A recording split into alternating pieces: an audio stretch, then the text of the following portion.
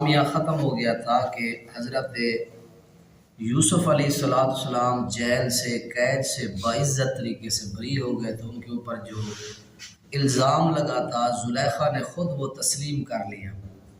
آگے زلیخا خود کہتی ہے کہ جو انسان کے دل کے اندر نفس ہوتا ہے اس کو بار بار کہتا ہے کہ برائی کر، میرے نفس نے بھی مجھے بار بار برائی کے اوپر آمادہ کیا اور میں نے پھر یوسف کو ورگلایا، لیکن وہ ثابت قدم رہے، نفس کی شرارتوں کے اندر نہ آئے، اللہ نے ان کو بچا لیا۔ تو کہتے ہیں کہ وما ابرئ نفسی ان النفس لامارۃ بالسوء الا ما رحم ربی، میں اپنے نفس کو بری نہیں کرتی، بے شک نفس برائی کا بہت زیادہ حکم دینے والا ہے۔ تو میرے نفس نے مجھے حکم دیا، میں نے کوشش کی لیکن وہ کامیاب ہو گئے، میں ناکام ہو گیا۔ اس کے بعد اللہ کریم فرماتے ہیں کہ وقال الملک ائتونی بہ استخلص لنفسی، رب العالمین نے پھر جب آزادی عطا فرمائی تو مصر کے بادشاہ نے کہا کہ ہم کسی کو اپنے خوراک کا وزیر بنانا چاہتے ہیں، تو حضرت یوسف علیہ السلام نے فرمایا کہ آپ وزیر خوراک مجھے بنا دیں، یہ ذمہ داری میں سنبھالتا ہوں۔ تو حضرت یوسف علیہ السلام کو وزیر بنا دیا گیا خوراک کا، مصر کے علاقے کا۔ تو آپ نے سارا وہ سلسلہ سنبھال لیا۔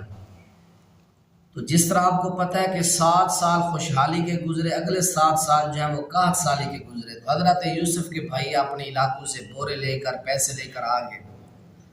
تو حضرت یوسف علیہ السلام نے ان 10 بھائیوں کو غلہ بھی دیا اور جو رقم تھی واپس ان کے تھیلوں کے اندر ڈال دی، اور انہوں نے کہا کہ ہمارا ایک بھائی اور بھی ہے، اس کا نام بنیامین ہے، فرمایا کہ اس کو بھی لے آنا، اس کی جگہ ایک بورا تمہیں اور بھی میں دوں گا۔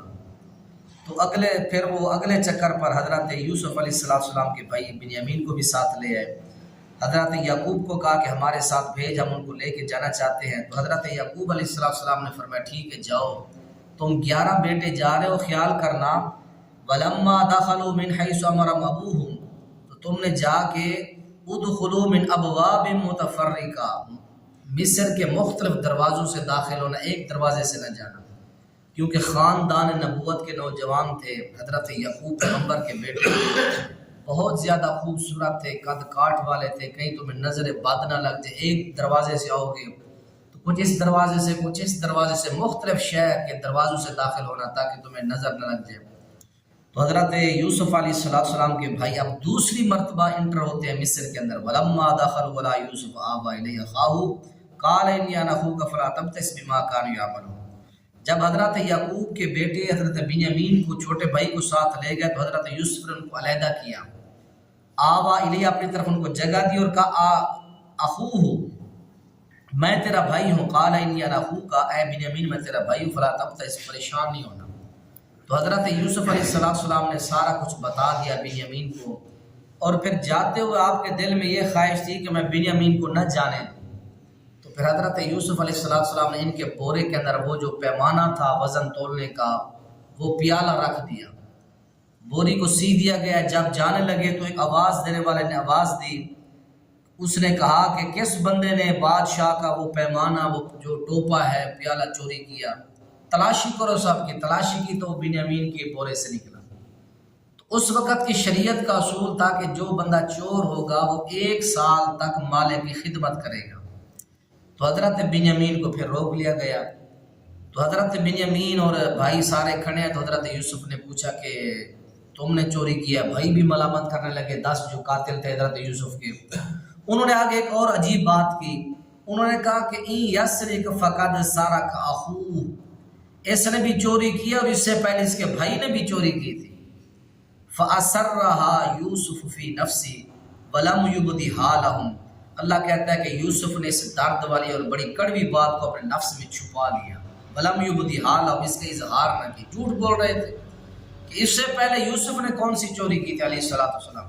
یہ بہت بڑا کڑوا تھا، جھوٹ تھا، لیکن آپ نے اندر دبا دیا، کچھ نہیں کہا۔ اس کے بعد حضرت یوسف نے فرمایا کہ بھائی جاؤ تم، میں اس کو روک لیتا ہوں۔ بڑے نے کہا نہیں، ہم میں سے کسی کو روک لو، ہمارا ابو پہلے پریشان ہے کہ اس کا بیٹا گم ہو گیا ہے، اس کو تم روکتے ہو، ابو تو ہمارا پھر اور غصہ ہوگا، ناراض ہوگا۔ انہوں نے کہا بھی جس کا قصور ہے ہم اس کو پکڑیں گے، اس کے علاوہ کس کو رکھ سکتے ہیں؟ ایک تدبیر تھی آپ اپنے بھائی کو رکھنے کی۔ اس کے بعد عزیز حضرت یوسف علیہ السلام نے رکھ لیا۔ تو بڑا جو تھا ان بھائیوں میں سے، 10 بھائیوں میں سے، اس نے کہا کہ میں تو یہاں سے ہلوں گا نہیں۔ پہلے بھی میں اپنے ابو سے وعدہ کر کے یوسف کو لے گیا تھا، اس کو واپس نہیں کیا، پھر بنیامین کو لے آیا، پھر وہ بھی میں نے گم کر دیا۔ تو اس نے کہا کہ میں فلن ابرح الارض حتی یأذن لی ابی، میں زمین سے نہیں ہلوں گا یہاں تک کہ مجھے ابو اجازت دے آنے کی، او یحکم اللہ لی، اللہ میرے لیے کوئی فیصلہ، میں مر جاؤں یا کوئی اور فیصلہ ہو جائے، اب میں اپنے والد کے سامنا نہیں کر سکتا، میری جرأت نہیں ہے۔ اس کے بعد فرماتے ہیں کہ آئے حضرت یوسف کو بتایا، آپ بہت زیادہ غم زدہ ہوئے۔ قال انما اشکو بسی وحزنی اللہ، میں اپنے اندر کے جو درد ہے، میرے غم ہے، میں سارے اللہ کے ہاں بیان کرتا ہوں۔ تو اب تیسری مرتبہ مصر کے اندر بھائی دوبارہ آ رہے ہیں۔ فلما دخلوا علیہ قالوا یا ایھا العزیز مسنا واہلنا الضر وجئنا ببضاعۃ، غلہ جب ختم ہو گیا، پیسے بھی ختم ہو گئے، کمزور حالت میں تیسری مرتبہ جب مصر کے اندر داخل ہوئے، اب حضرت یوسف علیہ السلام اپنے اندر کے اس چھپے راز کو مزید نہ چھپا سکے، آپ نے کھول دیا۔ حضرت یوسف علیہ السلام نے فرمایا کہ حال علمتم ما فعلتم، کیا تم جانتے ہو جو تم نے کیا ہے؟ انہوں نے کہا کہ بی یوسف واخی، اے بھائیو 10 تم ہمارے بڑے بھائی بیٹھے ہو، علمتم ما فعلتم بی یوسف واخی، جو تم نے یوسف اور اس کے بھائی کے ساتھ کیا تم جانتے ہو؟ اذان تم جاہل ہو، تم جاہل تھے، تمہیں پتہ نہیں اوپر والا سب کوئی دیکھ رہا ہے۔ انہوں نے کہا انک لانت یوسف، کیا تو یوسف ہے؟ قال انا یوسف وھذا، ہاں میں یوسف ہوں اور یہ میرا بھائی بنیامین ہے۔ تو قد من اللہ علینا، اللہ نے ہم پر احسان کیا، انہ من یتقی ویصبر، ہم اللہ سے بچے، ہم نے برائی سے بچاؤ کیا، اللہ سے توفیق مانگی اور صبر کیا۔ فإن اللہ لا یضیع اجر المحسنین، اللہ نیکی کرنے والوں کے اجر کو کبھی ضائع نہیں کرتا۔ میں برائی سے بچا، میں زنا سے بچا، بدکاری سے بچا، میں نے صبر کیا، تقوی اختیار کیا، میرے رب نے مجھے کیا اجر دیا کہ مجھے رب نے مصر کا بادشاہ بنا دیا۔ بھائی رونے پیٹنے لگے، آپ نے فرمایا لا تثریب علیکم اليوم، آج کوئی تم پر گرفت نہیں، جاؤ اللہ کے لیے میں نے تمہیں معاف کر دیا۔ مکہ کے موقع پر نبی نے اپنے سارے خاندان دشمنوں کو معاف کیا، تو حضرت یوسف نے بھی معاف کر دیا۔ فرمایا اذهبوا بقمیصی، یہ میری قمیض لے جاؤ، فالقوا علی وجهی ابی یاتی بصیرا، میرے باپ کی آنکھوں پر لگانا، اللہ اس کی بینائی واپس دے دے گا۔ وہ لے گئے۔ حضرت یوسف نے وعدہ لیا ان سے کہ اب تمہیں غلہ دیتا ہوں، جاؤ اپنے سارے خاندان کو مصر میں لے آؤ۔ حضرت یوسف کی والدہ بھی آئی، والد بھی آیا، سارا خاندان آیا، شاہی استقبال کیا گیا۔ حضرت یوسف نے پروٹوکول کے ساتھ اپنے ابو کو، اپنی امی کو اپنے شاہی تخت کے اوپر بٹھایا اور یہ سارے بھائی سجدے میں گر گئے۔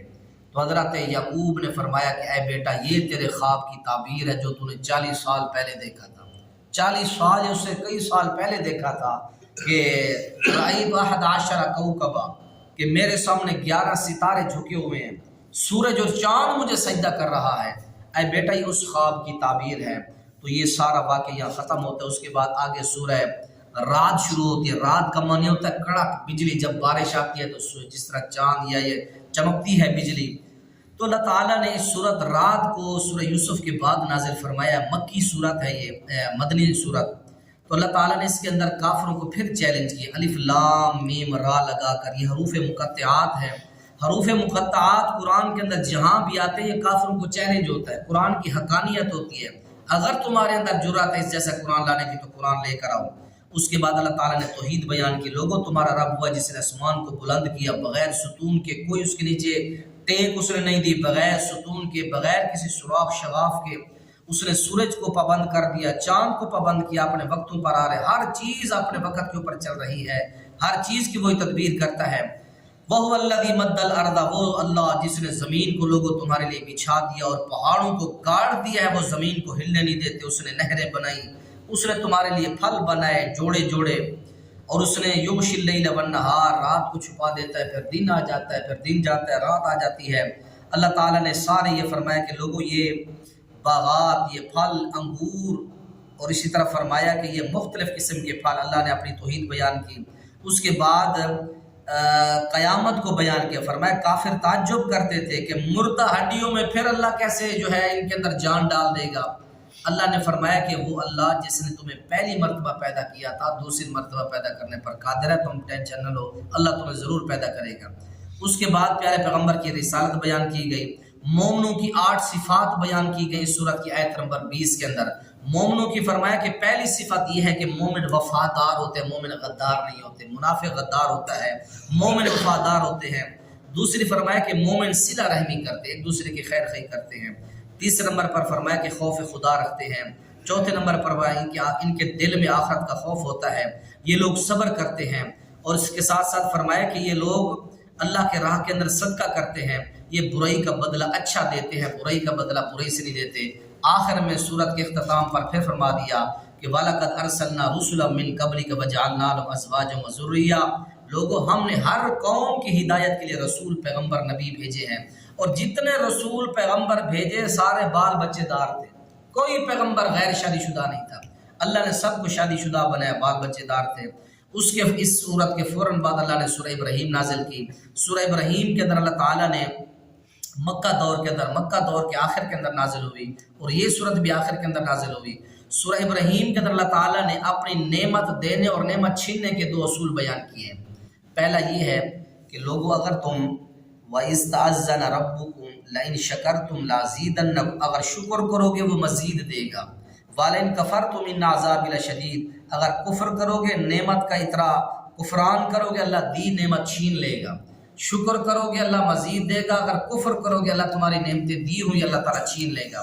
اس کے بعد اللہ تعالیٰ نے آخر کے اندر حضرت ابراہیم علیہ السلام کی جو ہے وہ ساری تفصیل بیان کی ہے۔ حضرت ابراہیم نے 5-7 دعائیں مانگی اللہ تعالیٰ سے۔ اللہ سے سب سے پہلی دعا یہ کری، اللہ میرے شہر کو امن والا بنا دے۔ اللہ جب امن ہوگا تو ہر طرف سے خوشحالی ہوگی، امن ہوگا تو ہر قسم کا سکون ہوگا۔ آمین، اللہ میرے علاقے کو مکہ کو امن والا بنا دے۔ دوسری دعا یہ کہ وَجْنُبْنِي وَبَنِيَّ أَن نَّعْبُدَ الْأَصْنَامَ، اے اللہ میرے بچوں کو، میری بیٹیوں، میرے اولاد کو اللہ بتوں کی عبادت سے بچا لینا۔ تیسری دعا کی اللہ رَبِّ إِنَّهُنَّ أَضَلَّلْنَ كَثِيرًا مِّنَ النَّاسِ، اللہ ان بتوں نے لوگوں کو گمراہ کیا، ان کو ختم کر دے۔ اور اس کے بعد حضرت ابراہیم نے یہ دعا کی، اللہ میری اولاد کو بلکہ پوری کائنات کے جو دل ہیں خانہ کعبہ کی طرف ان کو میل کر دے۔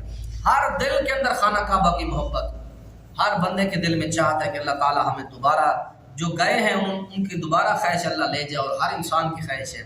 اس کے بعد دعا کہ اللہ تعالیٰ، اے اللہ میرے بچوں کو، میری بیوی کو، میری اولاد کو اللہ سب کو دیندار بنا دے، نمازی بنا دے، دین اسلام کا پابند بنا دے۔ اور آخر میں پھر دعائیں کی اللہ کہ ربی جعلنی مقیم الصلاۃ ومن ذریتی ربنا وتقبل دعا، ربنا اغفر لی، اللہ میری بخشش فرما، میرے والدین کی بخشش فرما، مومنین کی بخشش فرما، قیامت تک آنے والے سب مومنوں کے اللہ بخشش فرما جو فوت ہو گئے ہیں۔ اللہ تعالیٰ ہمیں یہ سمجھنے کی